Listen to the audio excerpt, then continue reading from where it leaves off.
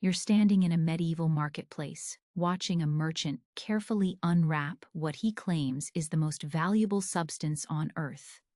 More precious than gold, more sought after than silk from the Orient. He reveals a long, spiraled horn, ivory white, with a subtle twist that catches the light. Unicorn horn, he whispers, harvested from the purest creature in God's creation. The asking price? Enough to buy a castle. And the shocking part? People are lining up to pay it. Welcome to medieval Europe, where unicorns weren't fairy tale creatures. They were scientific fact, biblical truth, and medical necessity, all rolled into one magnificent, mythical beast. Before we dive deeper into this incredible story of how an entire civilization believed in something that never existed, if you're finding this fascinating, I'd love a like or subscribe. It really helps me bring you more stories like this. I'm always curious about our global community, so drop a comment with where you're listening from and what time it is there. Now, get comfortable, take a deep breath, and let's continue this journey into one of history's most persistent and profitable myths. Picture yourself as a medieval scholar in the year 1200. Sitting in a monastery library surrounded by the greatest authorities of the ancient world. Before you lies a copy of Pliny the Elder's Natural History, the most comprehensive encyclopedia of the natural world ever compiled. Written in the 1st century AD, this 37-volume masterwork doesn't just mention unicorns. It describes them with the clinical precision of a modern zoology textbook. In India, Pliny writes with absolute authority, there is found a very fierce animal called the monoceros, which has the head of a stag, the feet of an elephant, the tail of a boar, and a single black horn, 2 cubits long, projecting from the middle of its forehead. It cannot be taken alive. To you, as a medieval reader, this isn't mythology, this is science. Pliny was a Roman naval commander, a government official, a man who died investigating Mount Vesuvius for the advancement of human knowledge.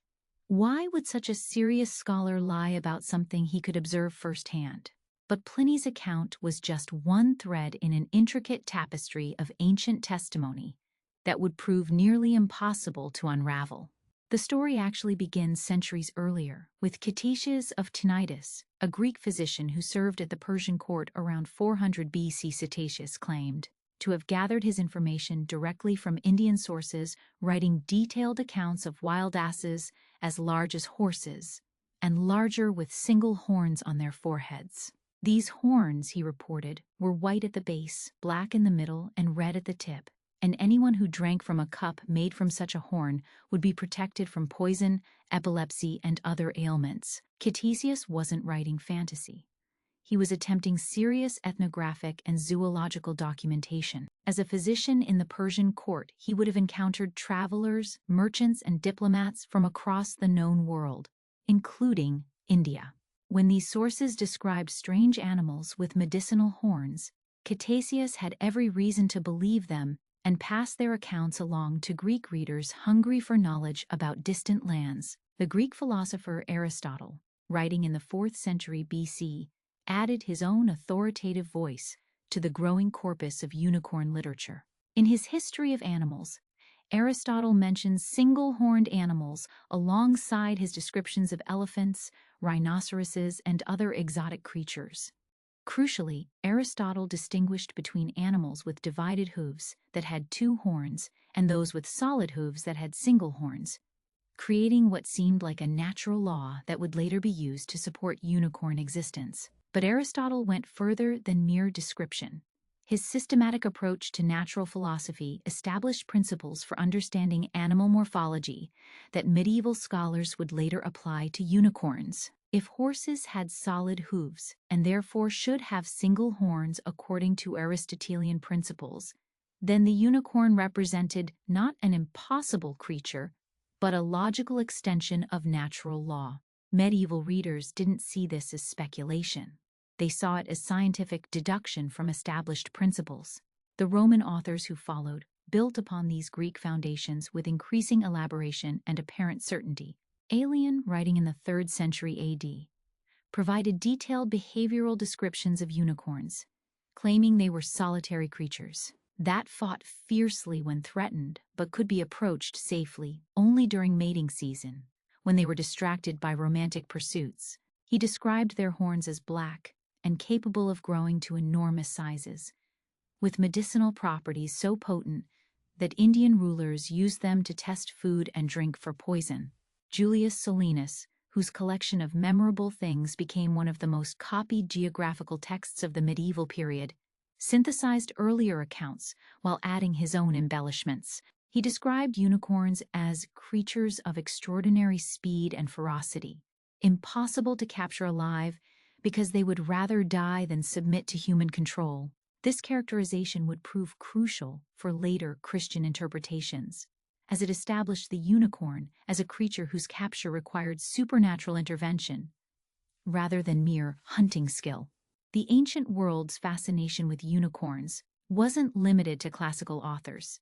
It extended to early Christian writers who saw in these creatures perfect symbols for their emerging theological system. The Physiologus, a Christian allegory written in Alexandria sometime between the 2nd and 4th centuries AD, transformed the classical unicorn into a specifically Christian symbol.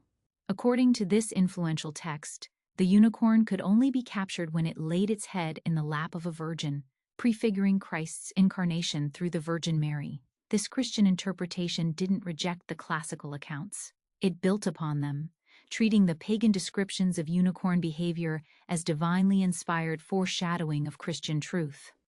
The unicorn's fierce independence represented Christ's divine nature, while its willing submission to virginal purity represented his acceptance of human incarnation. This wasn't allegory imposed upon existing animal behavior.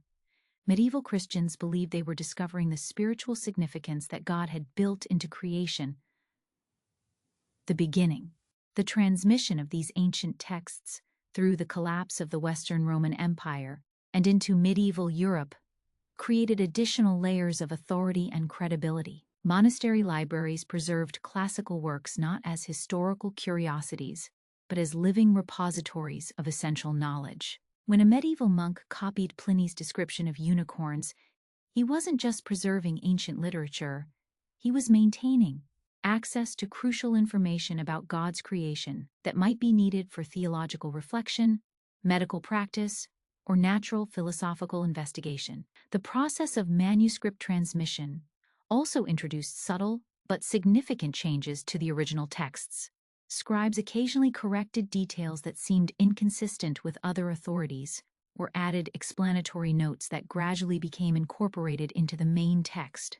Over centuries, these modifications created composite accounts that seemed more authoritative than any single ancient source, because they appeared to synthesize the best knowledge from multiple trusted authors. Medieval scholars encountered these ancient authorities not as isolated voices from a distant past, but as participants in an ongoing conversation about natural philosophy that stretched across centuries. When they read Pliny's account of the Monoceros, alongside Aristotle's principles of animal classification, and the Physiologus, as spiritual interpretation, they weren't seeing contradictory sources but complementary perspectives on the same underlying reality. The geographic dimension of ancient unicorn accounts proved particularly convincing to medieval readers. The creatures were consistently located in distant lands, India, Ethiopia, sometimes Scythia, or other remote regions, that were beyond direct European observation, but were known to exist and to contain exotic animals. This geographic specificity made unicorn accounts seem more credible rather than less, because they placed the creatures in precisely the kinds of locations where Europeans expected to find unusual wildlife. Ancient authors had also provided practical details about unicorn hunting, horn preparation, and medicinal use that seemed far too specific to be pure invention. Ctesias described the difficulty of hunting these swift, fierce creatures and the high value placed on their horns by Indian nobility. Aelian provided details about the horn's internal structure and the methods used to fashion it into drinking vessels. These practical specifics gave unicorn accounts the texture of genuine ethnographic reporting, rather than mythological speculation. The medical traditions of the ancient world further legitimized unicorn belief by integrating horn-based remedies into systematic pharmacological knowledge. Ancient physicians didn't just claim that unicorn horn had healing properties. They explained how those properties worked within established theories of medicine and toxicology. According to classical medical theory, poisons worked by introducing corrupt humors into the body, while pure substances, like unicorn horn, could neutralize these corruptions and restore natural balance. The integration of unicorn lore into ancient geographical, zoological, and medical texts created what modern historians call a literature of fact, a body of writing that presented information as empirical knowledge rather than speculation or entertainment. Medieval readers encountered unicorns not in collections of myths or fantastic tales, but in works that claimed to provide accurate information about the natural world. This generic context powerfully shaped how they interpreted and evaluated unicorn claims. Perhaps most importantly, the ancient foundation of unicorn belief established patterns of authority and evidence that would shape medieval thinking for centuries. Ancient authors hadn't just asserted that unicorns existed. They had provided detailed descriptions, behavioral observations, practical applications, and theoretical frameworks that seemed to demonstrate careful investigation and systematic knowledge. Medieval scholars inherited not just the claim that unicorns existed, but entire methodologies for understanding, interpreting, and applying that knowledge. The unicorn's journey from ancient text to medieval truth begins with a fundamental misunderstanding of how knowledge worked in the pre-modern world. We live in an age of skepticism, where extraordinary claims require extraordinary evidence.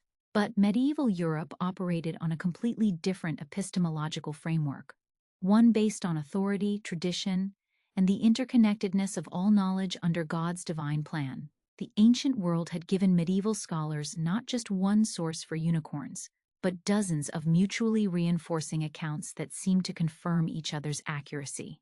When multiple independent authorities from different time periods and cultural backgrounds all described similar creatures with similar properties, medieval readers saw this convergence as powerful evidence for the unicorn's reality. The alternative, that numerous respected authors had all made similar mistakes or participated in some kind of coordinated deception, seemed far less plausible than accepting that these creatures actually existed in distant lands. But here's where the story gets truly fascinating, and where we begin to understand how intelligent, educated people could believe something so completely wrong. The medieval mind didn't separate the natural world from the spiritual world the way we do today. Every creature, every plant, every stone had not just physical properties, but moral and spiritual significance. The unicorn wasn't just an animal. It was a divine message written in flesh and horn, a living symbol of Christ's purity and power. The classical authors had described the unicorn as untamable and fierce. But as these stories passed through early Christian writers, they underwent a remarkable transformation. The unicorn became associated with purity, with virginity, with the divine nature of Christ himself. This wasn't accidental. It was theological necessity. In a world where everything had meaning, where God's hand could be seen in every aspect of creation, the unicorn had to exist because it served an essential spiritual function. This transformation reveals something profound about how beliefs evolve through cultural transmission. The ancient accounts of fierce, untamable creatures gradually became stories of pure, spiritually significant beings, not through conscious distortion, but through the natural process of interpretation and reinterpretation across cultural boundaries. Each generation of scholars and theologians found in unicorn lore the meanings most relevant to their own concerns and contexts, gradually transforming the creature's symbolic significance while maintaining confidence in its physical reality. Now imagine you're that same medieval scholar, but this time you're holding something even more authoritative than Pliny or Aristotle. You're holding the Word of God itself. You open your Latin Vulgate Bible to the book of Numbers, chapter 23, verse 22, and you read, "God brought them out of Egypt. He has the strength of a unicorn." Your breath catches. This isn't just some traveler's tale from a distant land. This is divine revelation, confirmed by the ultimate authority in the universe. The biblical unicorn wasn't a mistake or a metaphor to medieval minds. It was proof positive that these creatures not only existed, but held special significance in God's plan for creation. The word appears 8 times in the King James translation, and each reference seemed to confirm what classical authors had already established. In Job 39, 9-10, God himself asks Job, "Will the unicorn be willing to serve thee, or abide by thy crib? Canst thou bind the unicorn with his band in the furrow?" These weren't rhetorical questions about imaginary beasts. They were God's own testimony to the unicorn's wild, untamable nature. But here's where the story becomes even more fascinating, because we're witnessing one of history's greatest translation errors in real time. The Hebrew word re'em that appears in these biblical passages almost certainly referred to the aurochs, a massive wild ox that once roamed the Middle East. But when the 70 Jewish scholars working on the Septuagint, the Greek translation of the Hebrew Bible, encountered this word around 250 BC, they made a fateful decision. They translated re'em as monokeros, literally one horn in Greek. Why did they make this choice? The aurochs was already becoming rare in their region, and these scholars may have been unfamiliar with the animal the Hebrew word actually described. When they looked for a Greek equivalent, they found references to single-horned creatures in their own literature, and assumed this must be what the Hebrew text meant. It was a reasonable guess based on the information available to them, but it would shape Christian theology for the next 2,000 years. When St. Jerome translated the Bible into Latin around 400 AD, creating the Vulgate that would serve as the Catholic Church's official Bible for over a millennium, he faced the same translation challenge. He could have corrected the error, could have researched what re'em actually meant. Instead, he chose unicornus, cementing the unicorn's place in Christian scripture for centuries to come. To medieval Christians, this biblical foundation made the unicorn infinitely more than just another exotic animal. It became a living symbol of Christ himself. The parallels seemed too perfect to be coincidental. The unicorn was said to be pure and impossible to capture by force, just as Christ was sinless and came to earth voluntarily. The unicorn could only be tamed by a virgin, just as Christ was born of the Virgin Mary. The unicorn's single horn represented the unity between Christ's human and divine natures, just as theology taught. Medieval artists and theologians developed this symbolism into an intricate allegorical system. The unicorn hunt became a representation of the Incarnation, with the Virgin representing Mary, the hunters representing the Archangel Gabriel, and the unicorn's willing submission representing Christ's acceptance of his earthly mission. In countless paintings, tapestries, and illuminated manuscripts, the unicorn appears surrounded by a circular fence, the hortus conclusus, or enclosed garden, that symbolized Mary's perpetual virginity. The religious significance of unicorns extended far beyond mere symbolism, though. In a world where every aspect of creation was believed to serve a divine purpose, the unicorn's existence proved something fundamental about God's nature.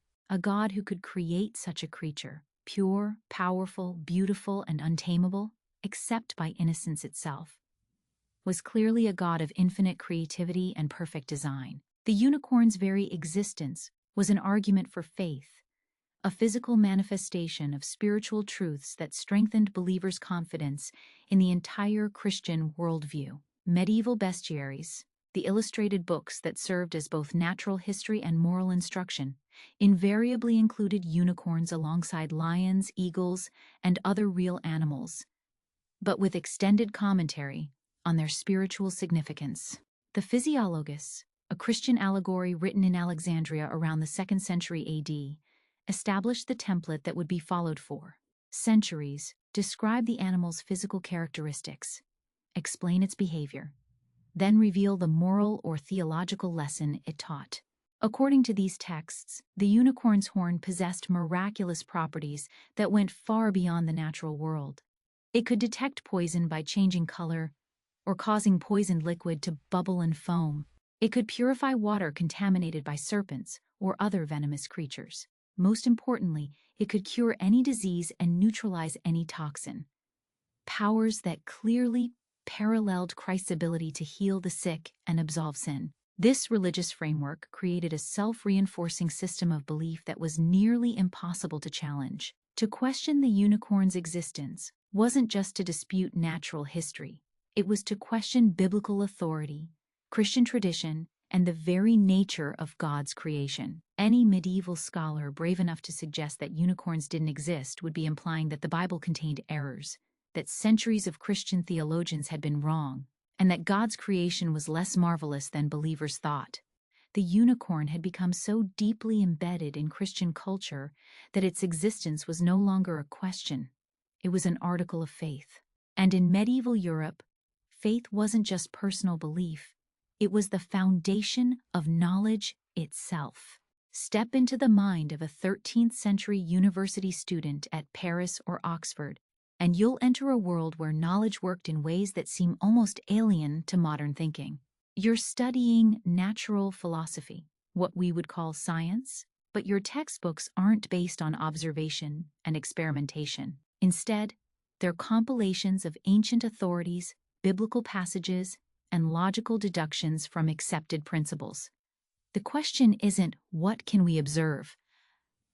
But rather, what do the authorities tell us? This medieval approach to knowledge, known as scholasticism, created the perfect environment for unicorn belief to flourish. In our modern scientific worldview, extraordinary claims require extraordinary evidence.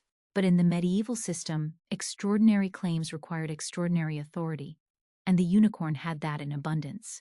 Consider how a medieval scholar would approach the question of unicorn existence. First, he would consult Aristotle, whose works had been rediscovered through Arabic translations and were considered the pinnacle of human reason. Aristotle had mentioned single-horned animals, treating them as natural curiosities rather than impossibilities. Next, our scholar would turn to Pliny's Natural History, which described unicorns with the same matter-of-fact tone used for horses and cattle. Then came Solinus, Isidore of Seville, and a dozen other classical and early Christian writers, all apparently confirming what their predecessors had established. But the medieval knowledge system went beyond simple appeal to authority. It was built on the principle that all truth formed a unified, harmonious whole under God's perfect design.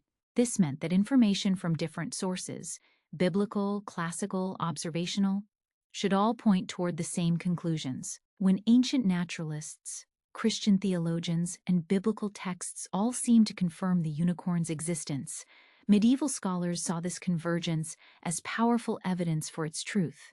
The bestiary tradition exemplifies this integrated approach to knowledge. These weren't just books about animals. They were comprehensive guides to understanding God's creation, combining natural history with moral instruction and theological reflection.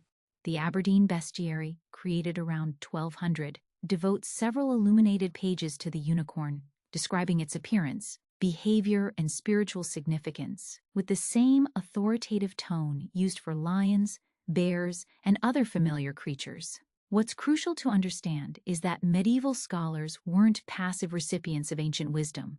They were active interpreters who applied sophisticated logical methods to the information they inherited. They used Aristotelian principles of classification to understand where unicorns fit in the natural order. They applied theological reasoning to explain why God would create such creatures. They even attempted to reconcile conflicting accounts through careful textual analysis. For example, when different sources described unicorns with varying appearances, some like horses, others like goats, still others like rhinoceros-like beasts, medieval scholars didn't see this as evidence against unicorn existence. Instead, they concluded that unicorn was a category that included multiple species, just as bird included both eagles and sparrows. This wasn't naive thinking. It was sophisticated taxonomy based on the best logical principles available at the time. The medieval university system reinforced these knowledge structures through its teaching methods. Students learned through disputation, formal debates where they had to defend positions using accepted authorities and logical reasoning. A student arguing for unicorn existence could cite biblical passages, quote classical authors, reference patristic writings, and apply Aristotelian principles of animal classification. His opponent would struggle to find equally authoritative sources supporting the negative position. This system also explained why direct observation seemed less important than textual authority. Medieval thinkers understood that individual experience was limited and potentially deceptive.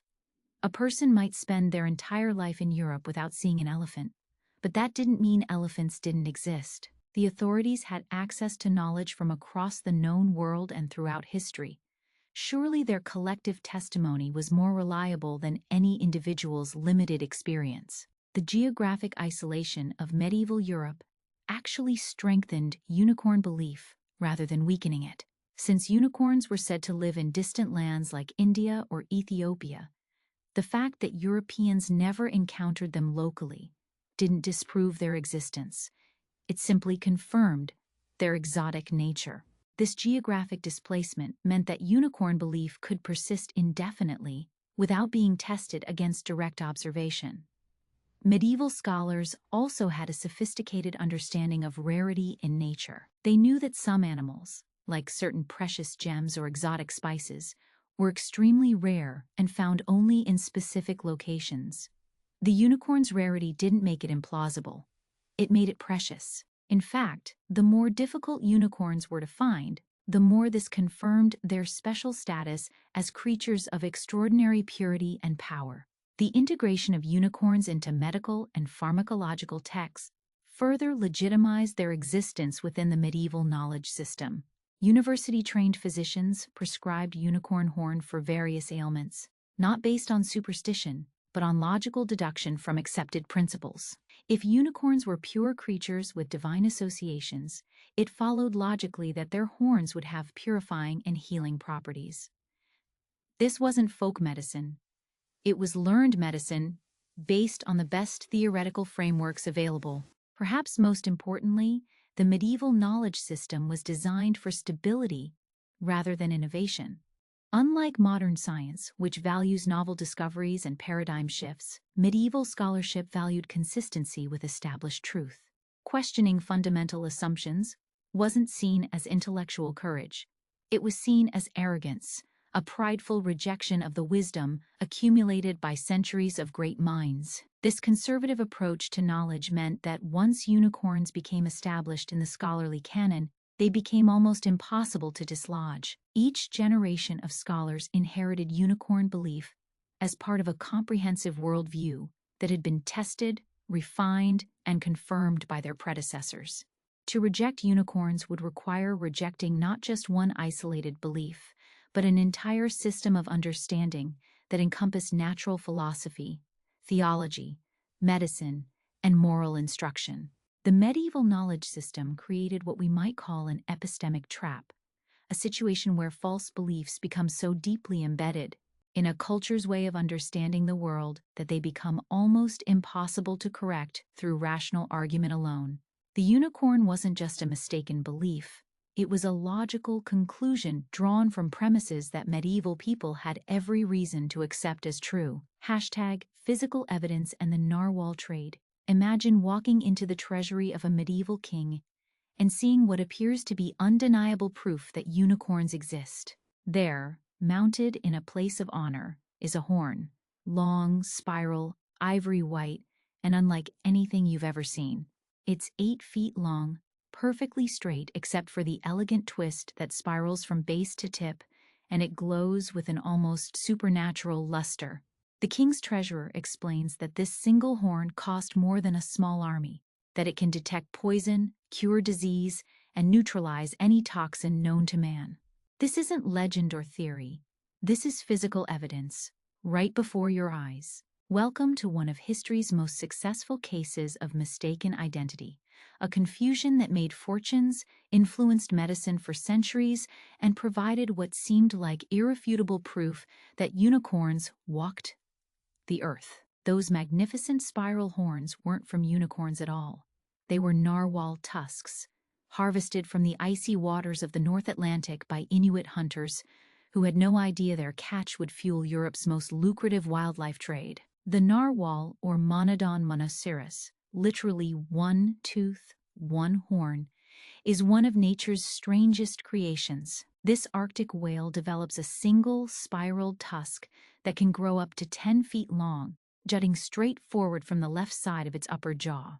To medieval Europeans who had never seen the ocean creature that produced them, these tusks seemed to confirm everything their authorities had told them about unicorns. Here was physical proof that single-horned creatures existed, and the horn's properties seemed to match the descriptions in their most trusted texts. The confusion was understandable, even logical given medieval knowledge limitations. Narwhal tusks possess several characteristics that perfectly matched medieval expectations for unicorn horns. They're made of ivory, giving them a pure white appearance that symbolized the unicorn's spiritual purity. They're incredibly hard and durable, suggesting supernatural strength.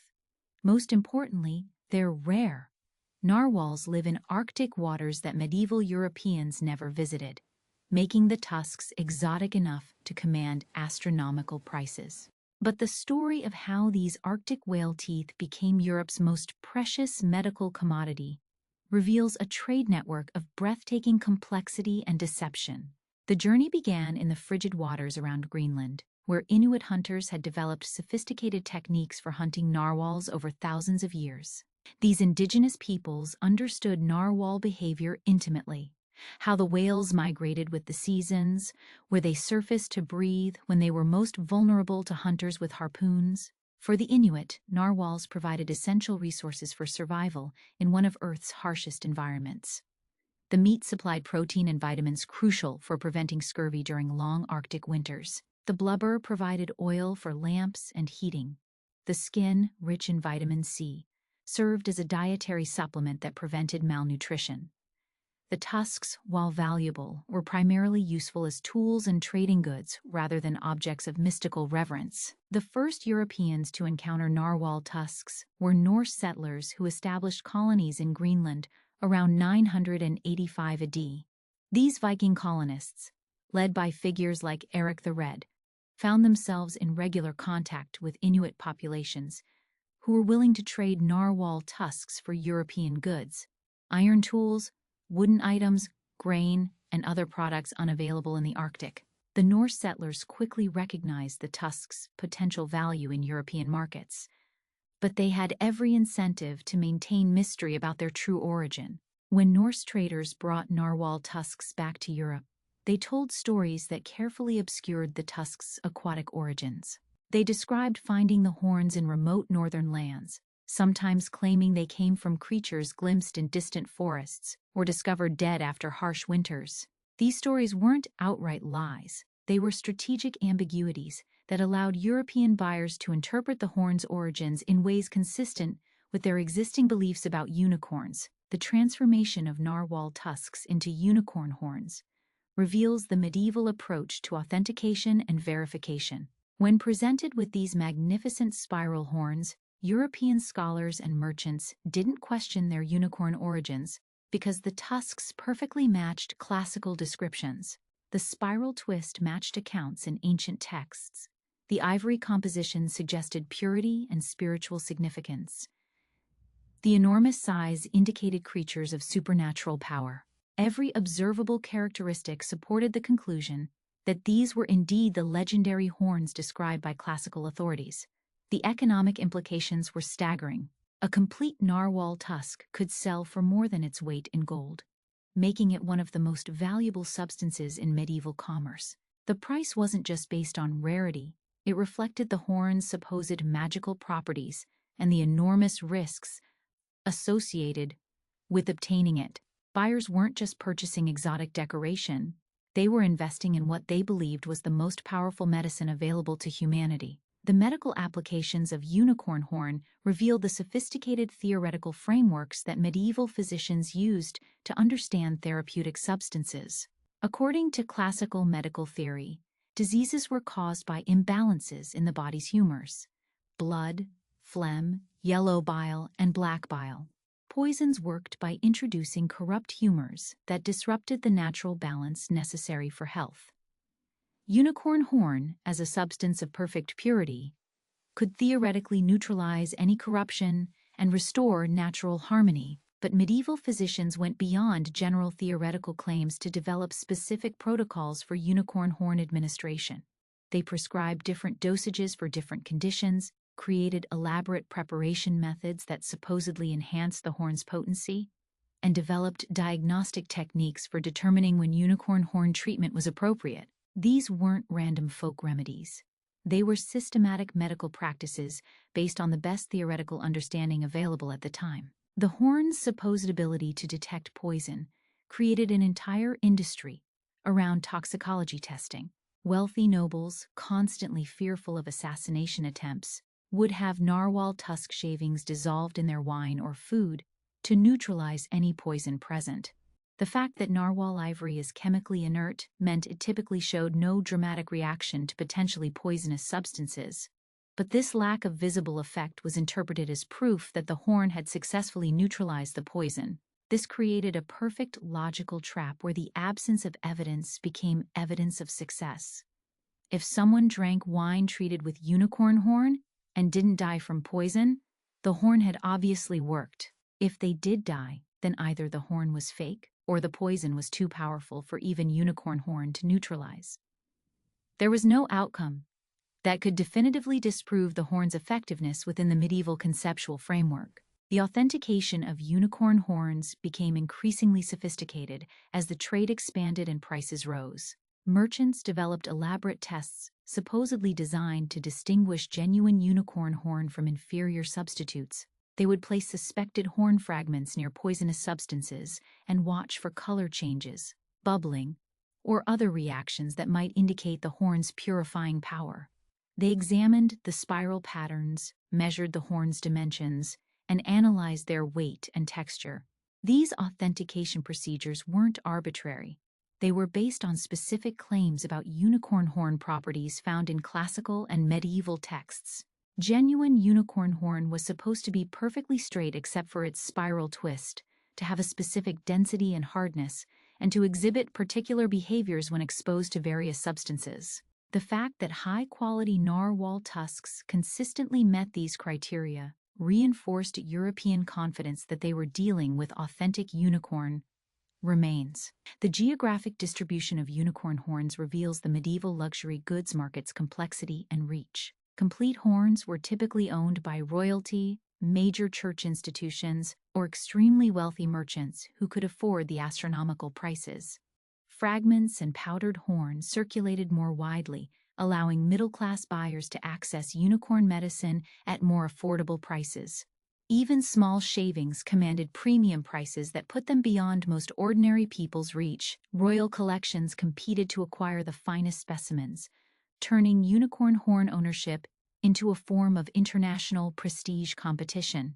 The Holy Roman emperors possessed several complete horns, displaying them as symbols of their divine authority and proof of their kingdom's wealth and sophistication. The French kings maintained unicorn horn collections that served both medical and ceremonial functions, using them in state banquets to demonstrate their commitment to guest safety and their access to the world's rarest treasures. The Pope's treasury contained what was claimed to be fragments of the horn carried by the unicorn that accompanied Noah on the ark, providing religious legitimacy for the entire unicorn horn trade. These papal endorsements weren't just symbolic. They represented official church recognition that unicorn horns were authentic relics with genuine spiritual and medical power. When the highest religious authority in Christendom authenticated unicorn horns, it became almost heretical to question their genuineness. England's relationship with unicorn horns reveals the political dimensions of the trade. Queen Elizabeth I received a complete narwhal tusk as a diplomatic gift, valued at the equivalent of a castle, and had it mounted in silver and displayed in her throne room as a symbol of England's growing international importance. The horn served multiple functions. It demonstrated England's wealth and sophistication, provided medical security for the royal household, and symbolized the Queen's connection to divine purity and power. The integration of unicorn horns into diplomatic gift-giving created international networks of obligation and alliance. that extended far beyond simple commercial transactions. When European rulers exchanged unicorn horns as diplomatic presents, they were communicating complex messages about their kingdom's prosperity, their access to rare goods, and their participation in elite cultural traditions that transcended national boundaries. The development of specialized unicorn horn craftsmen reveals how luxury markets create their own professional ecosystems. Artisans who could skillfully carve unicorn horn into decorative objects or create elaborate mountings for complete horns found ready markets among wealthy clients. These craftsmen developed expertise in working with narwhal ivory that commanded premium prices and social respect within medieval artisan communities. The transportation and storage of unicorn horns required specialized knowledge and equipment that created additional employment opportunities. Merchants who dealt in unicorn horns needed secure storage facilities, trained guards, and reliable transportation networks that could move extremely valuable cargo across long distances. The insurance and security costs associated with unicorn horn trade were substantial, but the profit margins were high enough to justify these expenses. International regulations governing unicorn horn trade reveal medieval attempts to control luxury markets and prevent fraud. Various European authorities established licensing requirements for unicorn horn dealers, created official authentication procedures, and imposed taxes on horn imports that generated significant government revenue. These regulations weren't just revenue collection. They represented recognition that unicorn horn trade was economically important enough to require governmental oversight. The persistence of unicorn horn demand, despite mounting evidence against unicorn existence, demonstrates the powerful interaction between economic incentives and belief systems. Even as educated opinion began questioning unicorn reality during the Renaissance, the established economic infrastructure around horn trade created strong incentives for maintaining traditional beliefs. Merchants, physicians, craftsmen, and even tax collectors had financial reasons to perpetuate unicorn mythology, regardless of what emerging scientific evidence might suggest.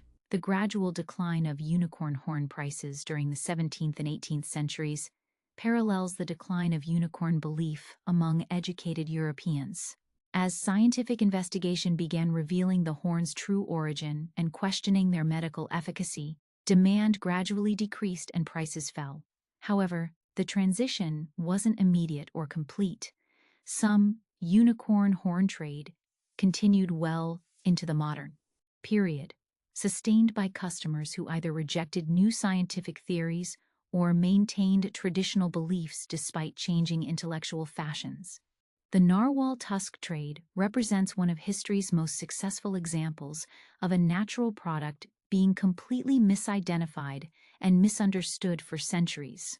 The confusion generated enormous wealth for traders, provided perceived medical benefits for consumers, and supplied physical evidence that seemed to confirm one of medieval Europe's most cherished beliefs. The fact that the entire industry was based on a fundamental misunderstanding doesn't diminish its historical importance. It reveals how human societies can build elaborate economic and cultural systems around ideas that are completely wrong but serve important psychological and social functions. The confusion was understandable, even logical given medieval knowledge limitations. Narwhal tusks possess several characteristics that perfectly matched medieval expectations for unicorn horns. They're made of ivory, giving them a pure white appearance that symbolized the unicorn's spiritual purity. They're incredibly hard and durable, suggesting supernatural strength. Most importantly, they're rare. Narwhals live in Arctic waters that medieval Europeans never visited, making the tusks exotic enough to command astronomical prices. But how did these Arctic whale teeth end up in European royal treasuries and wealthy merchants' collections? The answer reveals a trade network of staggering complexity and profit margins that would make modern drug dealers envious. Inuit hunters in Greenland and northern Canada had been harvesting narwhals for centuries, using every part of the animal for survival in one of Earth's harshest environments. They valued the tusks, but primarily as tools and trading goods, rather than magical objects. Norse settlers in Greenland, particularly during the medieval warm period from roughly 950 to 1250 AD, served as the crucial link between Inuit hunters and European markets. These Viking colonists traded European goods, iron tools, wooden items, grain, for narwhal tusks, walrus ivory, and other Arctic products. They had no reason to correct European misconceptions about the Tusks' origin. In fact, maintaining the mystery only increased their value. The Tusks entered European commerce through a carefully maintained chain of ignorance. Norse traders told their customers that the horns came from mysterious creatures in distant northern lands. When these stories reached European courts and scholarly circles, they merged seamlessly with existing unicorn lore. The spiral twist of narwhal tusks seemed to confirm classical descriptions of unicorn horns, while their Arctic origin explained why unicorns were so rarely seen in temperate regions. The medical properties attributed to unicorn horn created a market that was both lucrative and seemingly rational. Medieval physicians, working within their accepted theoretical framework, prescribed unicorn horn powder for everything from plague to poison. The horn's supposed ability to detect toxins made it invaluable to paranoid nobles who lived in constant fear of assassination. Wealthy patrons would have narwhal tusk shavings dissolved in their wine, believing this would neutralize any poison and cure any disease. The economic implications were staggering. A complete narwhal tusk could sell for more than its weight in gold, making it one of the most valuable substances in medieval commerce. The medicinal powder made from ground horn was worth even more per ounce, creating incentives for fraud that led to an entire industry of fake unicorn horn production. Merchants sold everything from elephant ivory to rhinoceros horn as unicorn horn, but the spiral narwhal tusks remained the gold standard that all forgeries attempted to imitate. Royal collections competed to acquire the finest specimens. The Holy Roman emperors possessed several complete horns, displaying them as symbols of their divine authority and proof of their kingdom's wealth. The Pope's treasury contained what was claimed to be the horn of the unicorn that accompanied Noah's Ark. England's Queen Elizabeth received a narwhal tusk as a diplomatic gift, valued at the equivalent of a castle, and had it mounted in silver and displayed in her throne room. The authentication process for unicorn horns reveals the medieval approach to empirical testing. Since authentic unicorn horn was supposed to neutralize poison, potential buyers would test tusks by placing them in contact with supposedly poisoned substances and watching for reactions. Narwhal ivory, being chemically inert, typically showed no reaction, which was interpreted as proof that the horn had successfully neutralized the poison. This created a perfect closed loop where the lack of dramatic effect was taken as evidence of the horn's magical efficacy. Scientific examination of these tests reveals their fundamental flaws, but within the medieval knowledge framework, they seemed perfectly logical.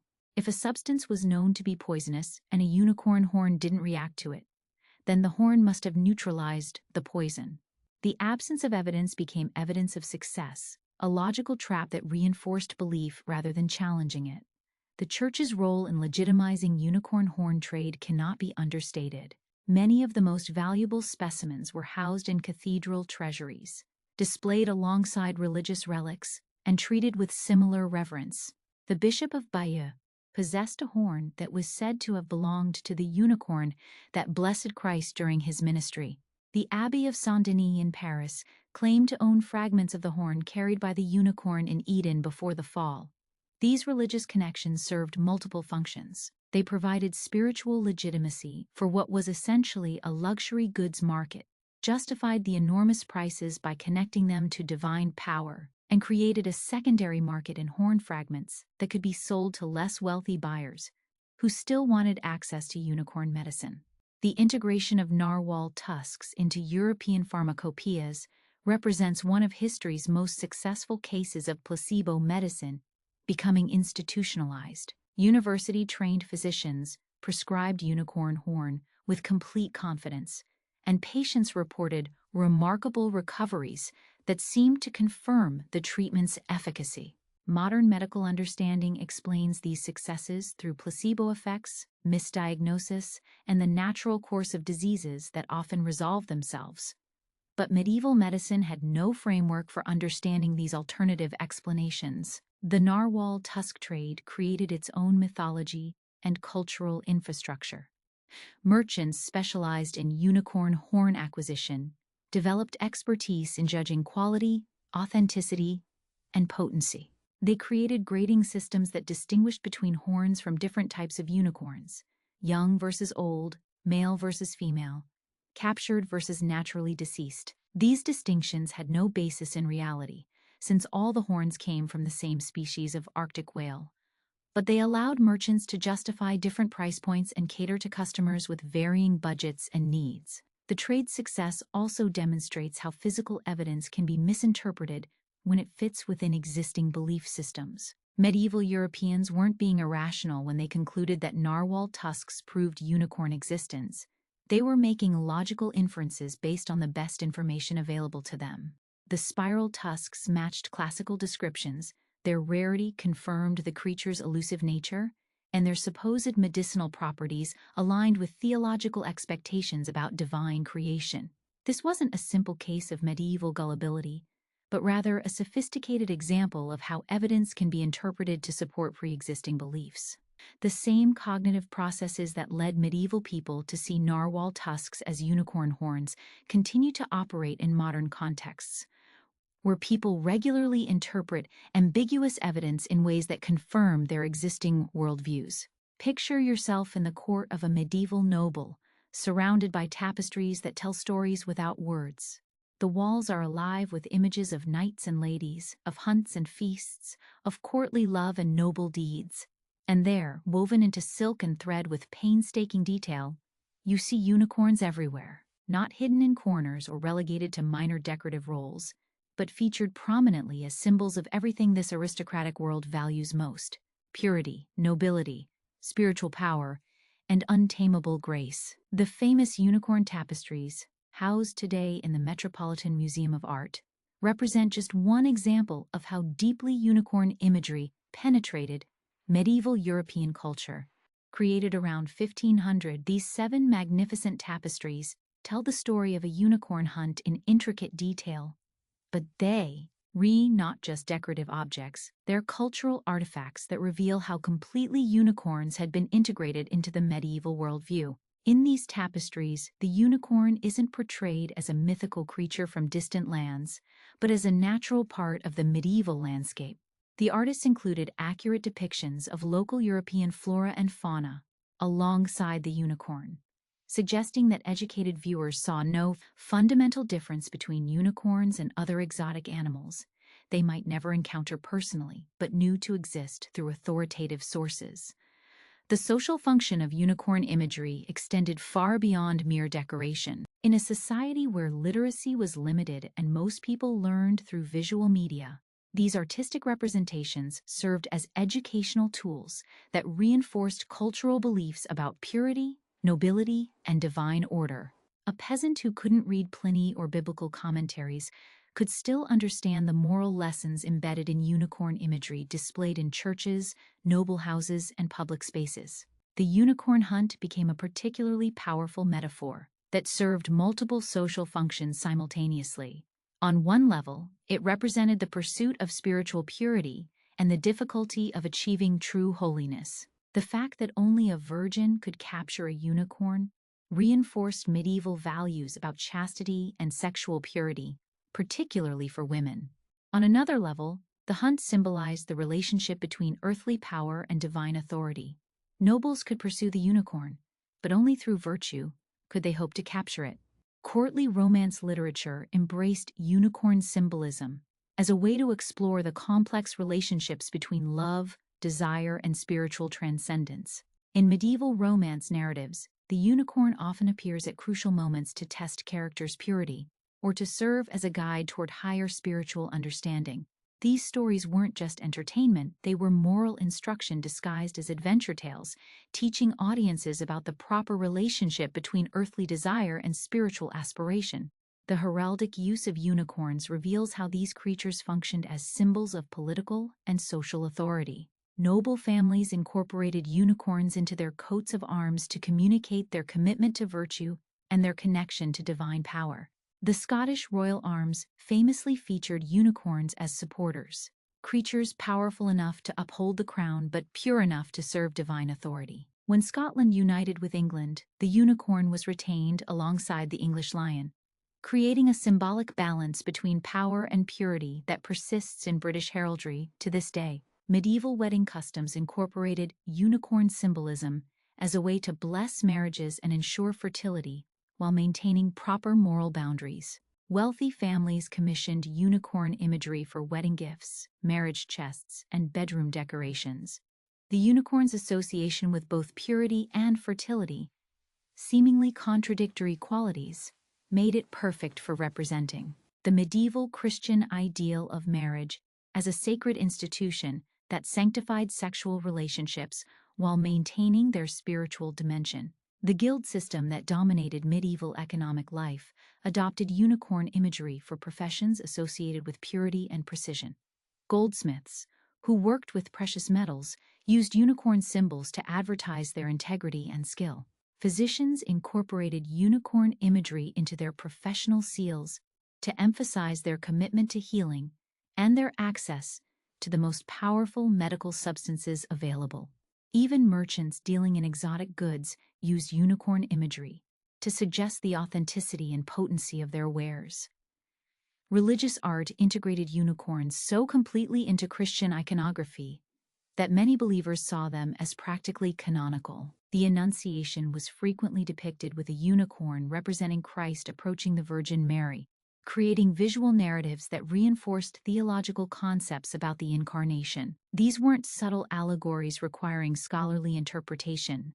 They were direct visual statements that made complex theological ideas accessible to ordinary believers. The seasonal cycles of medieval agricultural life found expression in unicorn imagery that connected natural rhythms to spiritual truths. Spring festivals often featured unicorn symbols representing renewal and purification after winter's spiritual darkness.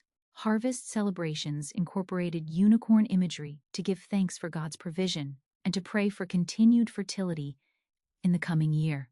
These customs created regular opportunities for communities to encounter unicorn symbolism and reinforce their belief in these creatures' existence. Medieval medicine created its own cultural infrastructure around unicorn horn that extended far beyond simple therapeutic use. Wealthy patients would display their unicorn horn collections as symbols of their commitment to health and their ability to afford the finest medical care available. Physicians who possessed authentic unicorn horn gained social status and professional credibility that attracted additional wealthy clients. The horn became not just medicine but social signaling, a way for the elite to demonstrate their knowledge, resources, and virtue simultaneously.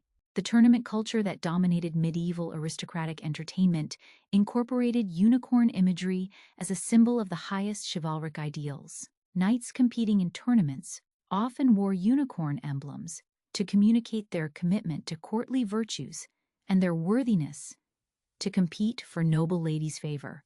The connection between unicorns and noble behavior created a feedback loop where aristocratic culture reinforced unicorn belief, while unicorn symbolism reinforced aristocratic values. Educational institutions used unicorn imagery to teach moral lessons and reinforce social hierarchies. University students encountered unicorns in their natural philosophy texts, their medical training, and their theological studies. Monastery schools incorporated unicorn symbolism into their moral instruction, using the creature's legendary behavior to teach lessons about purity, humility, and obedience to divine authority. The commercial infrastructure that developed around unicorn products reveals how belief systems can create entire economic sectors. Merchants specialized in unicorn horn developed expertise that commanded premium prices and social respect. Artisans who could skillfully carve unicorn horn or create convincing replicas found ready markets among wealthy clients. Even the transportation and storage of unicorn horn required specialized knowledge and equipment. creating employment opportunities for people with appropriate skills. International diplomacy incorporated unicorn gifts as a way to demonstrate wealth, sophistication, and commitment to shared Christian values. When European rulers exchanged unicorn horns as diplomatic presents, they were communicating complex messages about their kingdom's prosperity, their access to rare goods, and their participation in elite cultural traditions that transcended national boundaries. The cultural reinforcement of unicorn belief through these multiple channels created what anthropologists call a plausibility structure, a social environment where certain beliefs become so embedded in daily life that questioning them seems unnecessary or even destructive. Medieval Europeans encountered unicorn imagery and symbolism so regularly in so many different contexts that the creature's existence became simply part of the fabric of reality. This cultural saturation explains why unicorn belief persisted for so long despite the lack of direct observational evidence. When a belief is reinforced through art, literature, medicine, religion, politics, economics, and social customs, it becomes much more than just an empirical claim about animal existence. It becomes a fundamental component of cultural identity that people have strong psychological and social incentives to maintain. Hashtag the encounter with reality. Imagine the shock rippling through European scholarly circles in 1577 when Martin Frobisher returned from his Arctic voyages with something unprecedented, a narwhal skull, complete with its spiraled tusk still attached to the creature's head. For the first time in European history, people could see exactly where those precious unicorn horns actually came from. Not from horse-like creatures in distant forests, but from whales swimming in the frigid waters of the North Atlantic. This wasn't the first crack in unicorn belief, but it was one of the most dramatic. The age of exploration that began in the 15th century had been steadily chipping away at medieval certainties about the natural world. European travelers, traders, and missionaries were venturing into lands that had previously existed only in classical texts and imaginative speculation. What they found there often contradicted what their authorities had taught them to expect.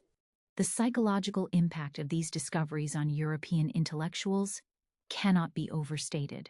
Here were learned men who had built their careers on mastering the classical texts and Christian authorities that described unicorns in such vivid detail. Now they were confronted with physical evidence that suggested their most trusted sources might be wrong about one of the natural world's most significant creatures. Portuguese explorers reaching India and Southeast Asia in the late 15th century encountered animals that seemed to match some classical descriptions of unicorns, rhinoceroses with their single horns and fierce temperaments. But these creatures looked nothing like the horse, like unicorns of European art and literature. They were massive, armor-plated beasts with horns made of keratin rather than ivory, temperaments that were aggressive rather than pure, and habits that seemed to have nothing to do with spiritual symbolism or virgin maidens. The first European encounters with rhinoceroses created a crisis of interpretation that reveals the flexibility and resilience of medieval belief systems. Rather than abandoning unicorn belief entirely, many scholars attempted to accommodate these new discoveries within existing frameworks. Perhaps there were multiple species of unicorns, the pure, horse-like creatures described by classical authorities alongside the rhinoceros-like beasts encountered by modern explorers. Maybe the spiritual unicorns existed in more remote regions that Europeans hadn't yet reached. These explanations weren't desperate rationalizations, but sophisticated theoretical responses to contradictory evidence. Medieval scholars had long recognized that the natural world contained tremendous diversity. Horses came in many breeds, dogs displayed enormous variation, even familiar European animals showed remarkable differences across regions. It seemed perfectly reasonable that unicorns might display similar diversity, with different species adapted to different environments and displaying different characteristics. The development of more systematic approaches to natural history during the Renaissance created new standards for evaluating claims about animal existence. Scholars like Conrad Gessner, whose Historia Animalium published between 1551 and 1558 attempted to create a comprehensive catalog of all known animals, found themselves struggling to reconcile classical authorities with contemporary observations. Gessner included unicorns in his work, but with significantly more skepticism and qualification than his medieval predecessors had shown. Gessner's approach revealed the emerging tension between authority-based and observation-based approaches to natural knowledge. While he respected classical authors and didn't want to reject their testimony entirely, he also recognized the importance of first-hand observation and contemporary investigation. His unicorn entries reflected this tension. He included the creatures because respected authorities had described them, but he noted the lack of contemporary sightings and the difficulties involved in verifying ancient claims. The rise of empirical investigation during the Renaissance created new institutional frameworks for evaluating natural knowledge. Medical schools that had been established throughout Europe during the later Middle Ages were producing physicians with unprecedented understanding of animal anatomy. These doctors began to question how a horse-like creature could possibly support the massive horn depicted in traditional unicorn imagery. Given what they knew about bone structure, muscle development, and biomechanical principles, Andreas Vesalius, whose revolutionary anatomical work De Humani Corporis Fabrica published in 1543, had corrected centuries of errors in human anatomy, represented a new approach to understanding the natural world that prioritized direct observation over textual authority. While Vesalius didn't specifically address unicorns, his methodology created intellectual frameworks that made it increasingly difficult to accept claims that couldn't be verified through empirical investigation. The Vesalian approach to anatomy involved systematic dissection, careful observation, and detailed illustration of actual specimens, rather than reliance on ancient texts. When applied to questions about unicorn anatomy, this methodology revealed serious problems with traditional descriptions. The horse-like skull structure depicted in medieval art couldn't support the massive spiral horns attributed to unicorns. The neck muscles required to carry such horns would be enormous, creating creatures that looked nothing like the elegant animals portrayed in European imagery. The Protestant Reformation inadvertently contributed to declining unicorn belief by challenging the authority of traditional biblical interpretations. Protestant scholars who were willing to question Catholic teachings about Scripture found themselves more open to questioning other inherited beliefs that had been integrated into Christian culture. When reformers like Martin Luther emphasized the importance of returning to original biblical texts rather than accepting traditional interpretations, they created intellectual space for reconsidering what the Bible actually said about creatures like unicorns. The Protestant emphasis on individual biblical interpretation, while primarily focused on theological questions, had broader implications for how people approached authoritative texts. If ordinary believers could read and interpret Scripture for themselves, rather than accepting clerical interpretations, then perhaps scholars could also reconsider classical authorities, rather than accepting traditional understandings. This intellectual independence, while not directly aimed at unicorn belief, created cultural conditions that made questioning traditional authorities more acceptable. Hebrew scholarship, which experienced a renaissance during the 16th century as Christian scholars gained better access to Jewish learning, began to reveal the translation errors that had created biblical unicorns in the first place. Scholars who could read the original Hebrew texts discovered that the word reem almost certainly referred to some type of wild ox, rather than a single-horned creature. This discovery didn't immediately eliminate biblical arguments for unicorn existence, but it weakened one of the most important pillars supporting belief. The revelation that biblical unicorns might be translation errors created theological and scholarly crises that extended far beyond questions about animal existence. If the Bible didn't actually mention unicorns, then centuries of Christian interpretation and symbolism had been based on linguistic mistakes rather than divine revelation. The spiritual significance that medieval Christians had found in unicorn imagery might be entirely human construction rather than divinely inspired truth. The printing press revolution played a crucial role in spreading skeptical perspectives about unicorns and other traditional beliefs. Where medieval manuscripts had been copied by scribes who generally reproduced their sources faithfully, printed books allowed authors to reach wider audiences with critical perspectives. Books that questioned traditional authorities could now be distributed more quickly and cheaply than ever before, creating opportunities for skeptical ideas to spread throughout educated European society. The printing revolution also facilitated the circulation of travel accounts, natural histories, and scholarly correspondence that provided alternative perspectives on exotic animals and distant lands. When European readers could compare multiple contemporary accounts of Indian or African wildlife, they began to notice that recent observers rarely mentioned unicorns. Despite describing many other exotic creatures in great detail, this absence of contemporary testimony gradually undermined confidence in classical authorities who had claimed unicorns were common in distant regions. Scientific societies that began forming in the 17th century created institutional frameworks for systematic investigation of natural phenomena. The Royal Society of London, established in 1660, exemplified this new approach to knowledge by emphasizing experimental verification and collaborative investigation.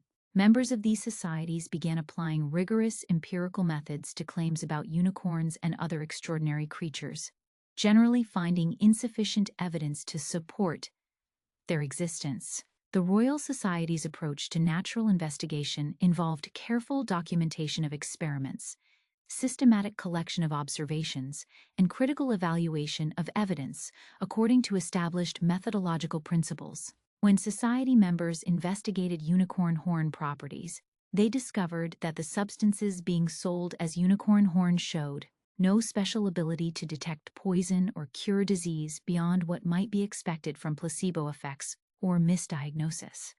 The development of more sophisticated optical instruments also contributed to changing perspectives about the natural world. Microscopes revealed previously unknown complexity in everyday materials, while telescopes showed that the heavens contained far more complexity than classical authorities had suggested.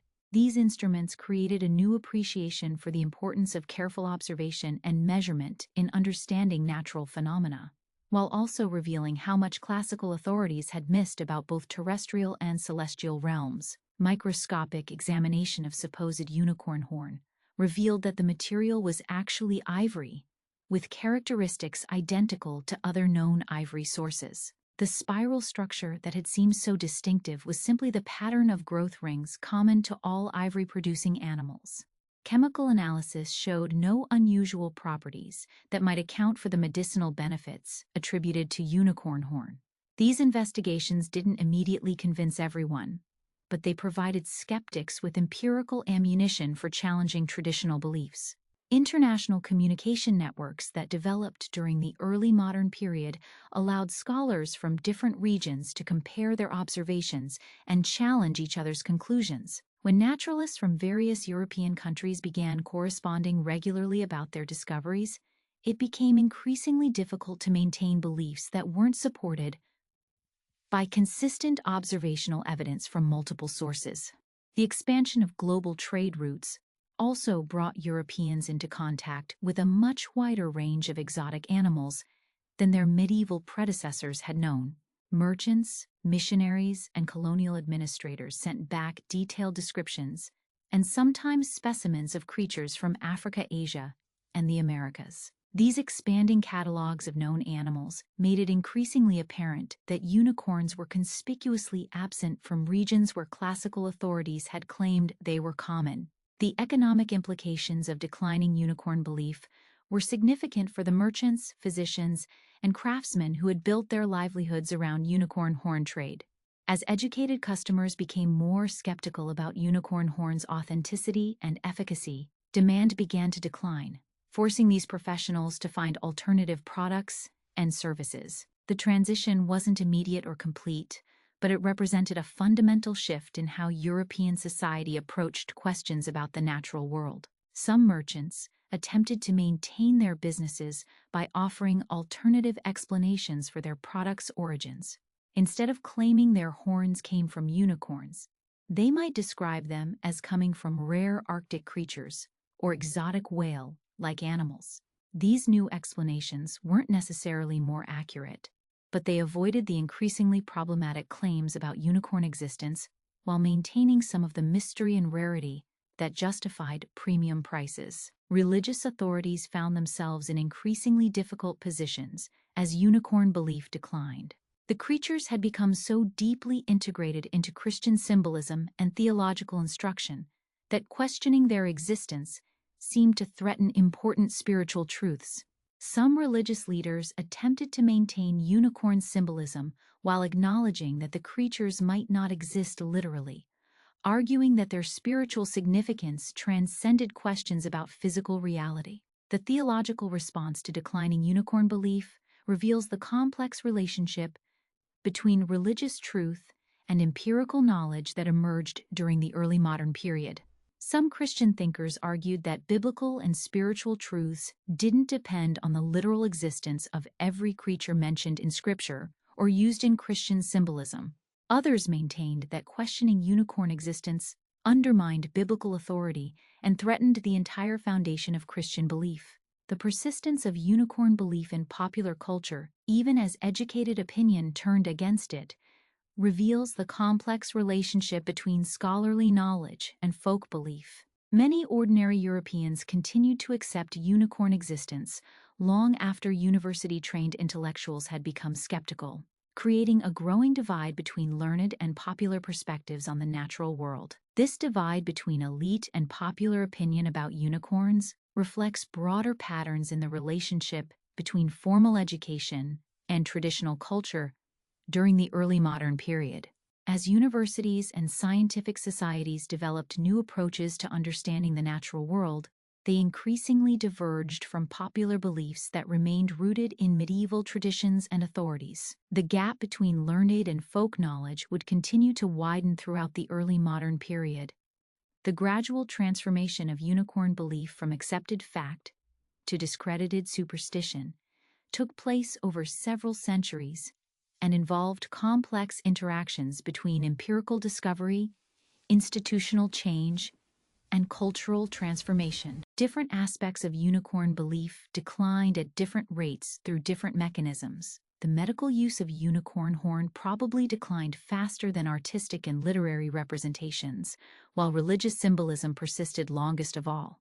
This differential decline reveals how belief systems can be partially modified without complete abandonment.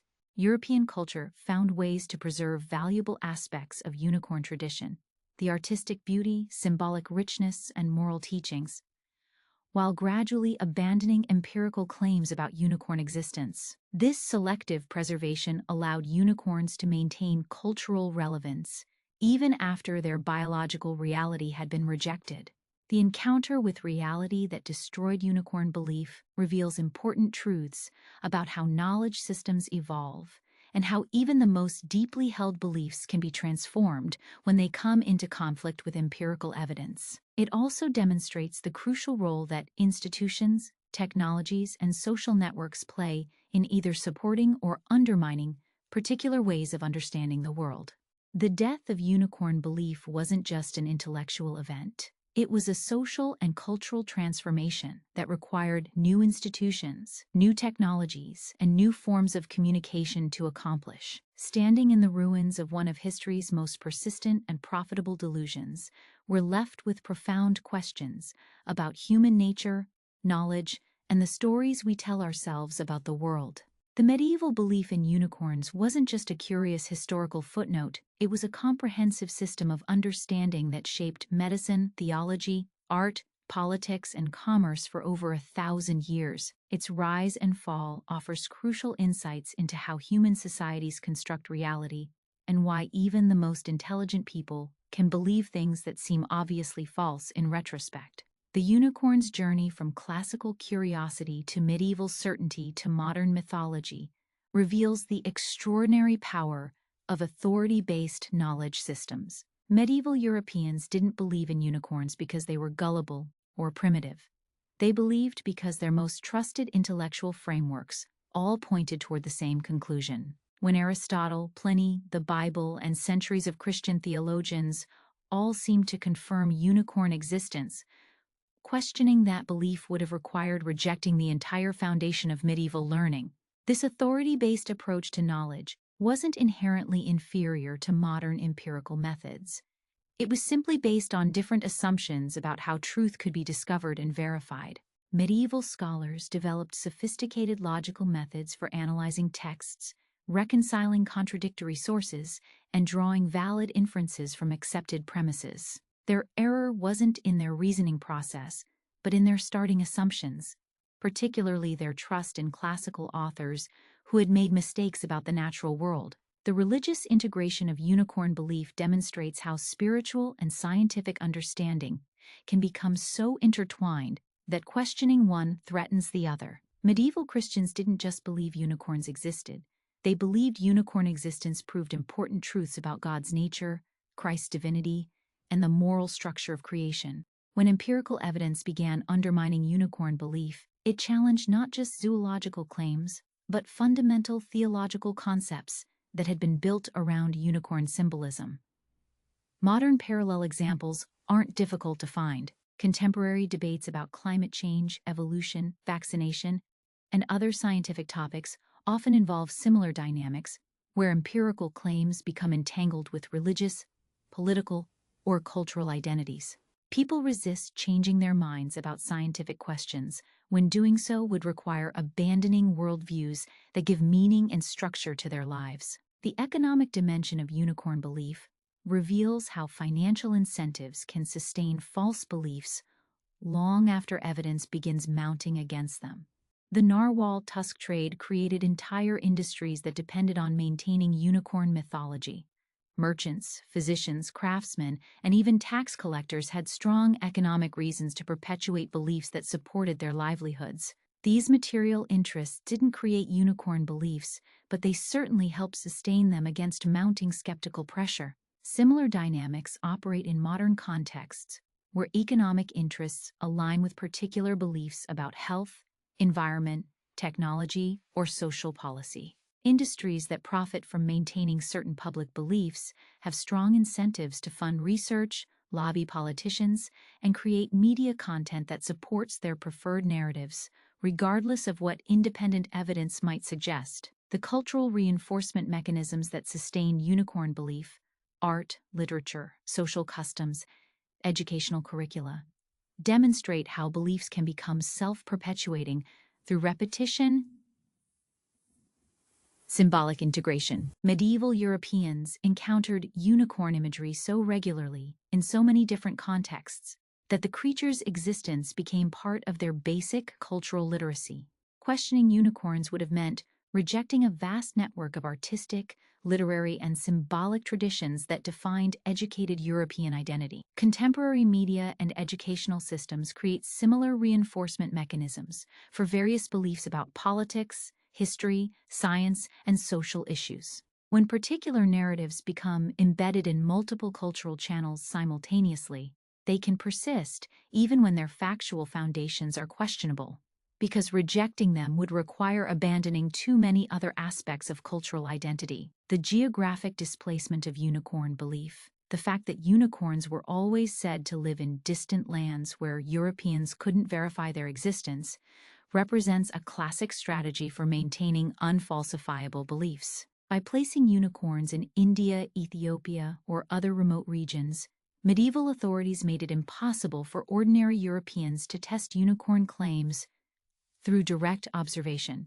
This geographic isolation allowed unicorn beliefs to persist much longer than they would have if unicorns were supposed to live in European forests. Modern conspiracy theories and fringe beliefs often employ similar geographic or temporal displacement strategies, claiming that crucial evidence exists in classified government documents, secret corporate files, or historical periods that are difficult for ordinary people to investigate independently. This displacement makes it nearly impossible to definitively disprove the claims, while allowing believers to maintain that absence of evidence isn't evidence of absence. The translation errors that created biblical unicorns illustrate how small mistakes can have enormous consequences when they become embedded in authoritative texts.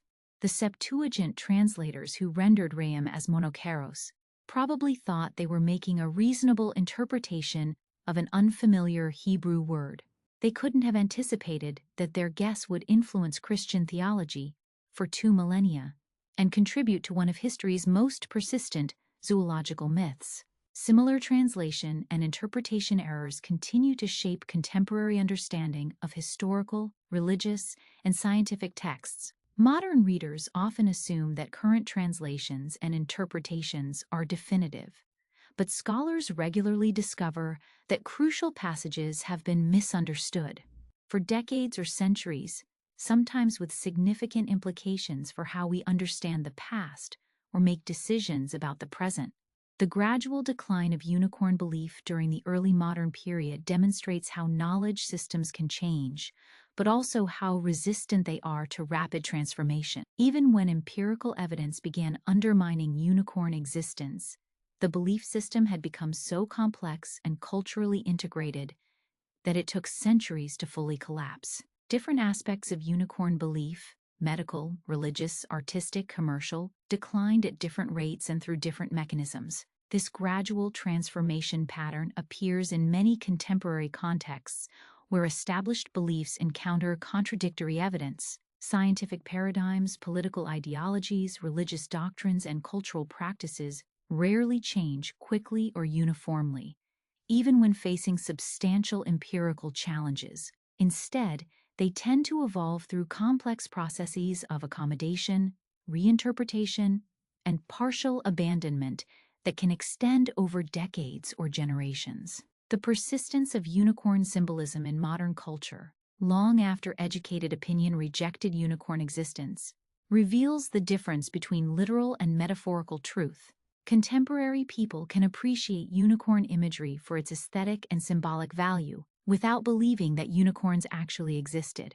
This separation of symbolic meaning from empirical claims represents a sophisticated cognitive achievement that allows modern cultures to maintain connections to their historical traditions while accepting scientific understanding of the natural world. The unicorn's transformation from medieval fact to modern fantasy also demonstrates the power of cultural memory to preserve and reinterpret past beliefs. Rather than simply forgetting about unicorns when empirical evidence undermined their existence, European culture transformed them into symbols of imagination, purity, and magical possibility. This transformation allowed unicorns to maintain cultural relevance while abandoning their claims to physical reality. Perhaps most importantly, the medieval belief in unicorns reveals the fundamental human need to find meaning and pattern in the natural world. Medieval Europeans didn't just want to catalog animals. They wanted to understand how creation reflected divine purpose and moral truth. Unicorns serve this need by embodying spiritual concepts that pure empirical description couldn't capture. The fact that unicorns didn't actually exist doesn't diminish their historical importance as symbols that helped entire civilizations make sense of their relationship to nature, divinity, and moral value. Understanding this symbolic function helps explain why unicorn imagery remains culturally powerful even in societies that reject unicorn existence. The human need for meaning, transcendence, and connection to something pure and beautiful persists regardless of what empirical science tells us about the natural world. Unicorns continue to serve these needs in contemporary culture, not as zoological claims, but as archetypal symbols that connect us to universal human experiences of wonder, aspiration, and hope. The story of medieval unicorn belief forces us to confront uncomfortable truths about human knowledge, cultural authority, and the stories we tell ourselves about progress. For over 1,000 years, some of history's most brilliant minds, scholars, physicians, theologians, artists, and kings, built their understanding of the world around creatures that never existed. They weren't fools or primitives. They were intelligent people working within knowledge systems that seemed perfectly rational, given their starting assumptions and available evidence. This realization should humble our confidence in contemporary beliefs and institutions. If medieval Europeans could be so completely wrong about something so fundamental while being so completely convinced they were right, what might we be wrong about today? What beliefs that seem obviously true to us now will future generations regard as quaint superstitions? The unicorn story suggests that no knowledge system, no matter how sophisticated or successful, is immune to fundamental errors that can persist for centuries. Yet the medieval belief in unicorns also reveals something beautiful about human nature. Our deep need to find meaning, transcendence, and moral significance in the natural world. Medieval Europeans didn't just want to catalog animals. They wanted to understand how creation reflected divine purpose and spiritual truth. Unicorns served this need by embodying concepts of purity, nobility, and supernatural power that helped people make sense of their place in the cosmos. The fact that these magnificent creatures existed only in human imagination doesn't diminish their historical importance. For 1,000 years, unicorns shaped art, literature, medicine, theology, and politics in ways that profoundly influenced European civilization. They inspired some of humanity's most beautiful artistic creations, provided comfort to the sick and dying, and offered symbols of aspiration that encouraged people to strive for moral excellence. The transformation of unicorns from medieval fact to modern fantasy demonstrates humanity's remarkable ability to adapt belief systems when confronted with contradictory evidence. The process wasn't quick or easy. It took centuries of gradual accommodation, reinterpretation, and cultural evolution. But ultimately, European society managed to preserve the symbolic value of unicorns while abandoning their claims to physical existence. This transformation offers hope for contemporary challenges, where deeply held beliefs come into conflict with empirical evidence. Humans have proven capable of changing their minds about fundamental questions, even when those changes require abandoning worldviews that provided meaning and structure for entire civilizations. The process is difficult and often painful, but it's possible.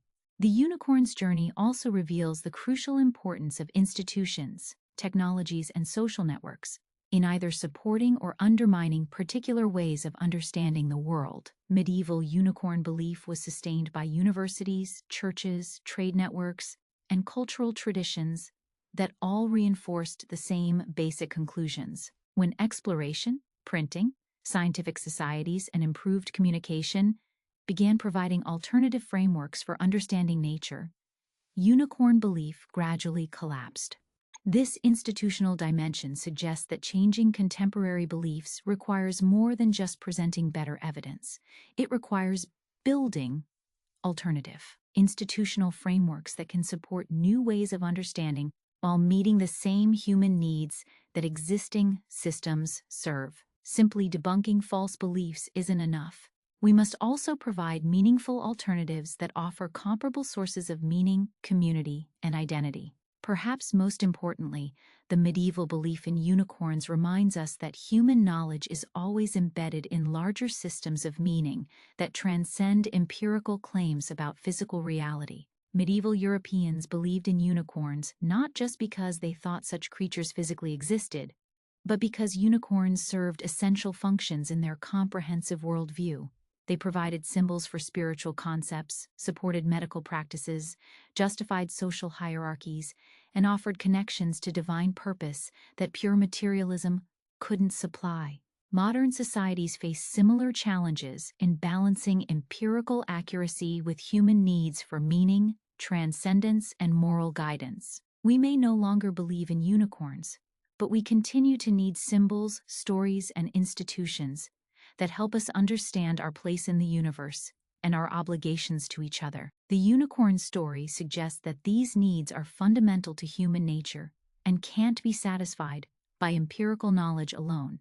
As we navigate contemporary debates about science, religion, politics, and culture, the medieval belief in unicorns offers valuable lessons about intellectual humility, cultural evolution, and the complex relationship between truth and meaning.